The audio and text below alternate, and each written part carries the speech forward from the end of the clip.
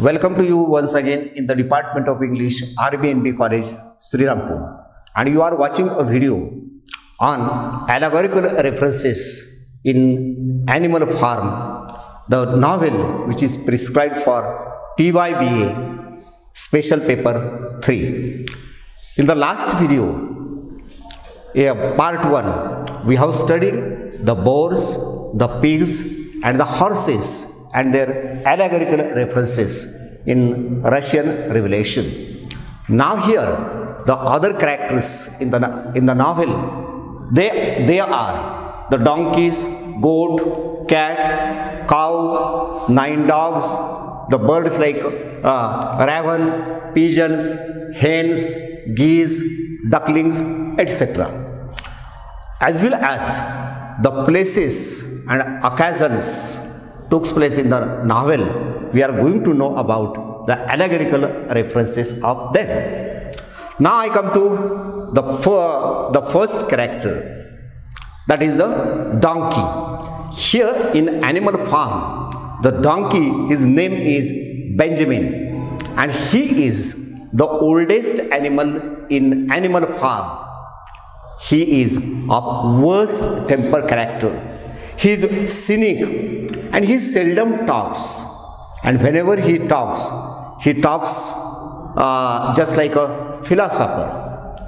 Other animals cannot understand the philosophy of Benjamin. He never laughs.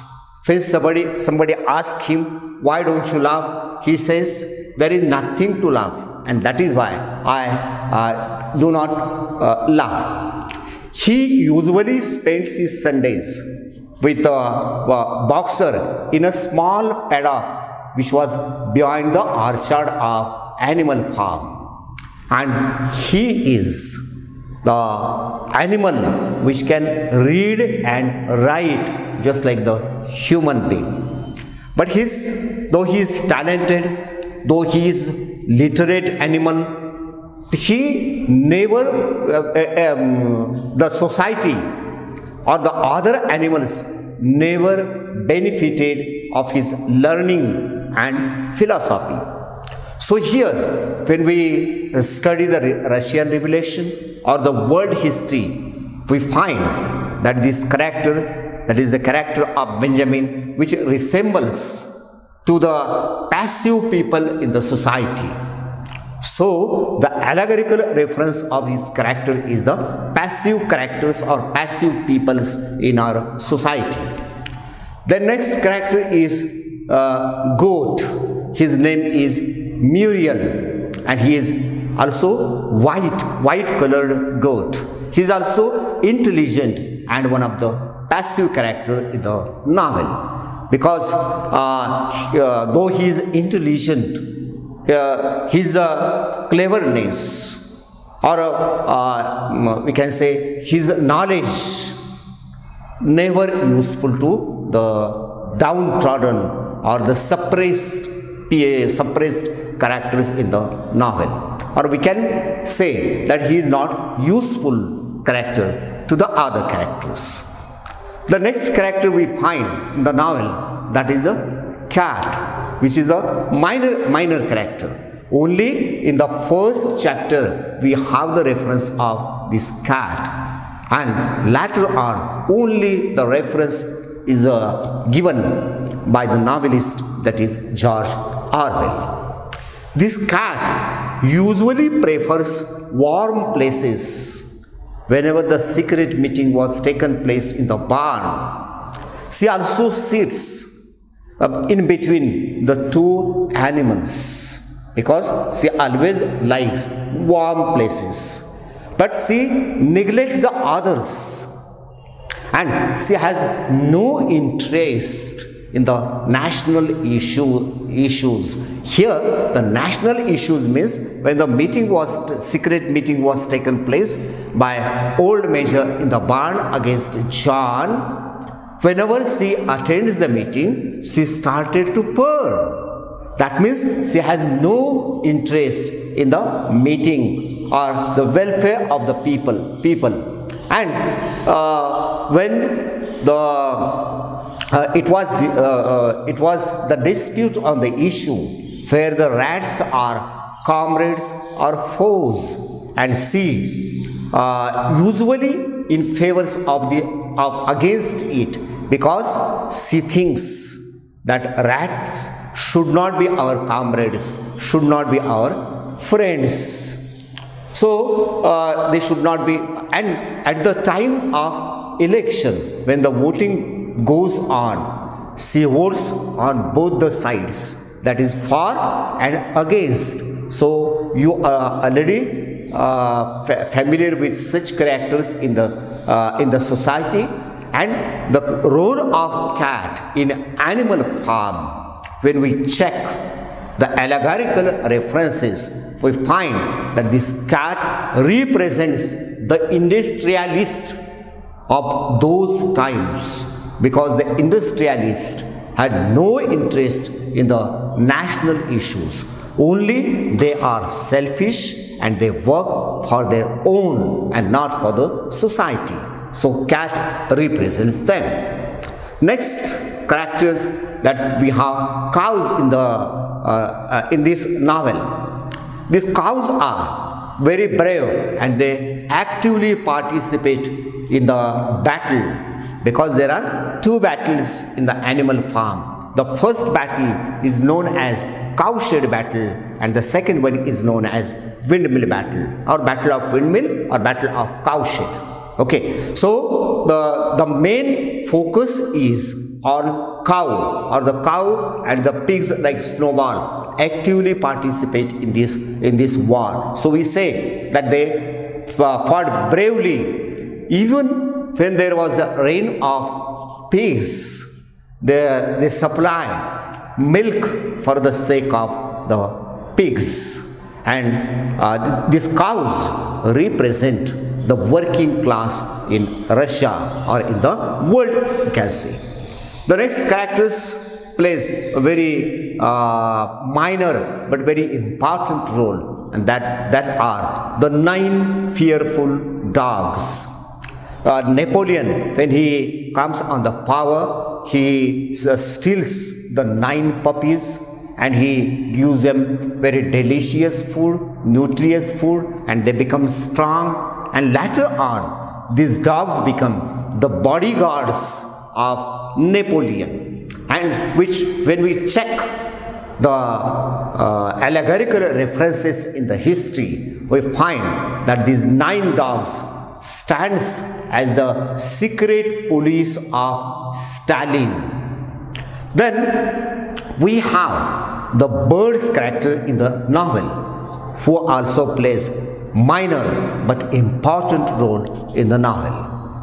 The first one is Raven, and his name is Moses, and he always, or we can say usually, talks on the sugar candy mountain. Actually, there is no such a place. This is the purely we can say invention of this Raven or Moses, who stands, or when we check the allegorical references of this Raven stands as the religion, and especially Roman Catholic churches and the priests in the churches, because these priests, these religious people, usually talk about what is not in the existence, or this Raven, this Moses usually says that after the death of all animal, we have to go at the sugar candy mountain. Then we have pigeons. So the names are not given here, but they are used as the messengers in the novel, and they stands as the secret agents to spread communism in the world.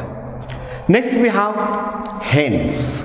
So these hens, on one occasion, when they were exploited, when the injustice was made on them, they revolt against the power. That means they revolt against Napoleon. And this, when we check the allegorical references, we find that the revelation in Russian cellars in 1921, the incident, we can say, have some similarities.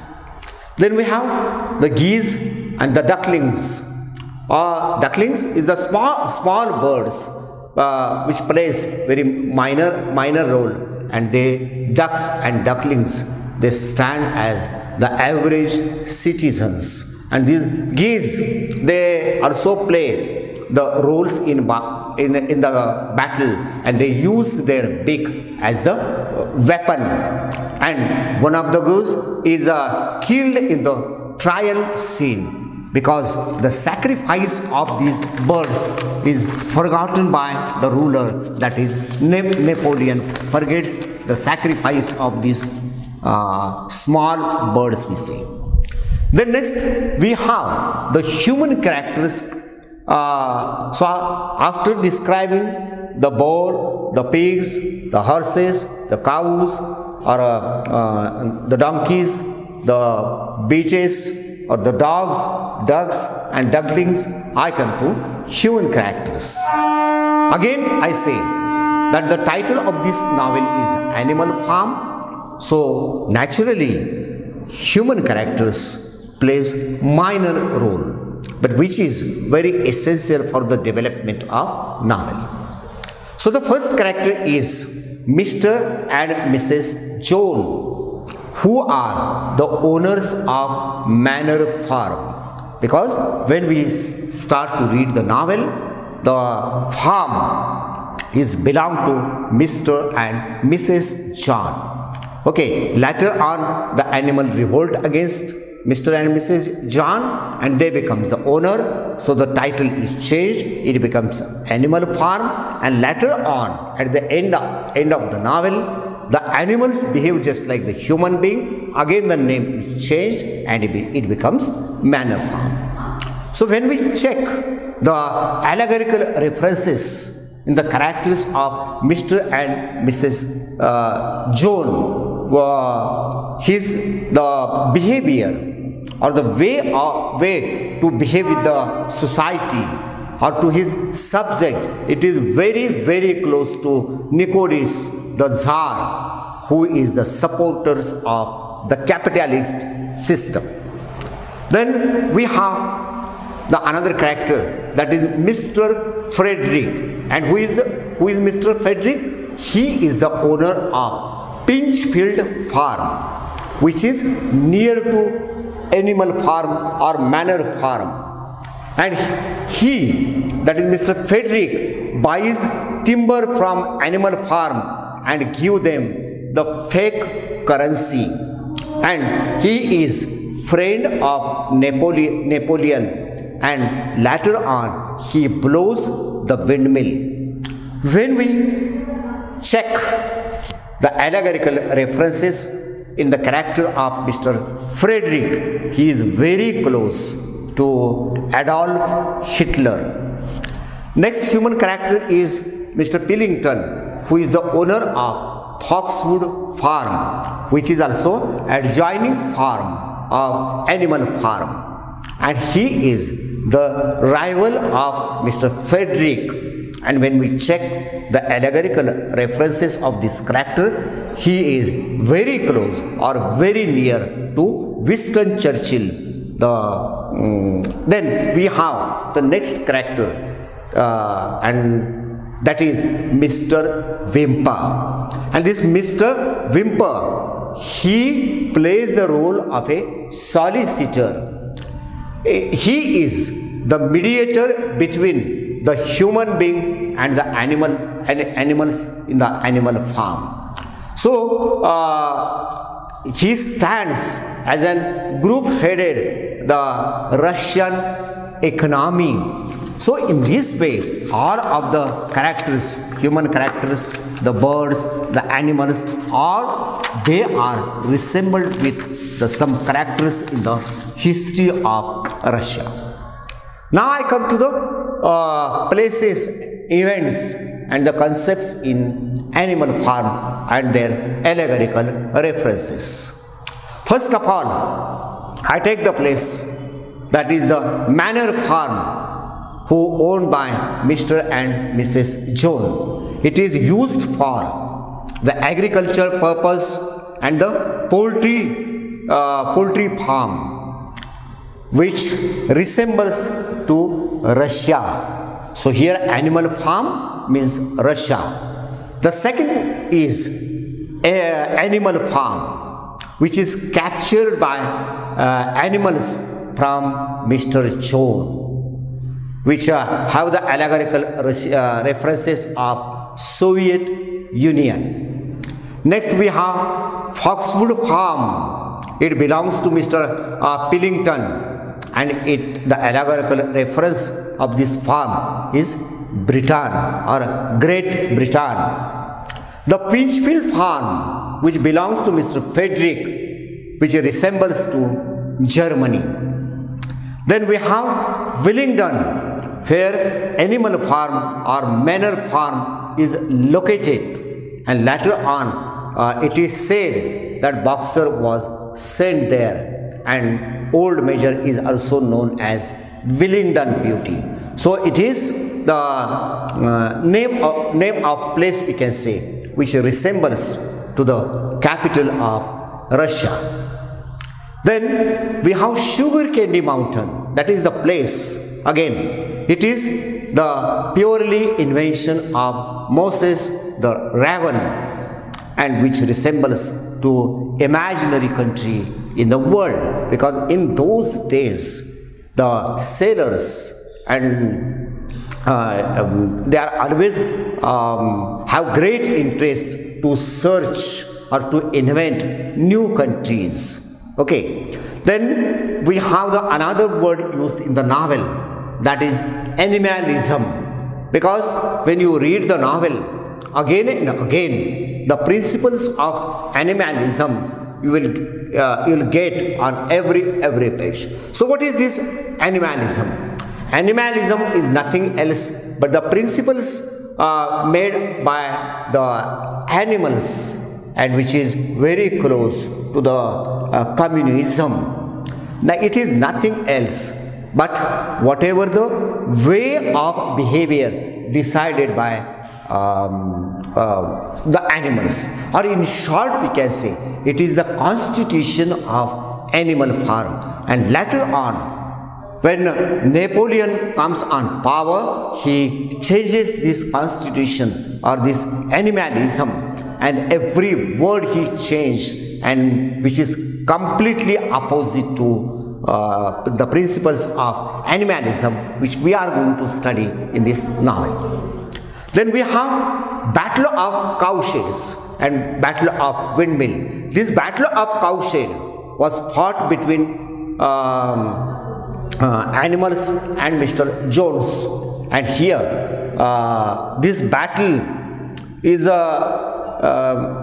when we check the allegorical reference, we notice this as the anti-revolutionary efforts of the Great Britain, France, who helped the Bolsheviks in the Russia.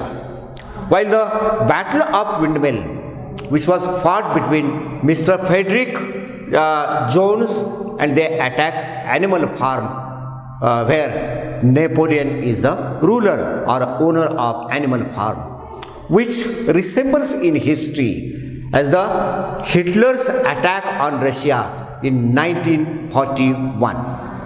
Then the next incident takes place in this novel, that is the Purge trial. Napoleon takes this trial against the animals, and which trials resembles to the trials of Stalin, which takes place in the history in 1930. So you notice here how this novel has the allegorical references of history. Then we have the final meeting between the animals and human.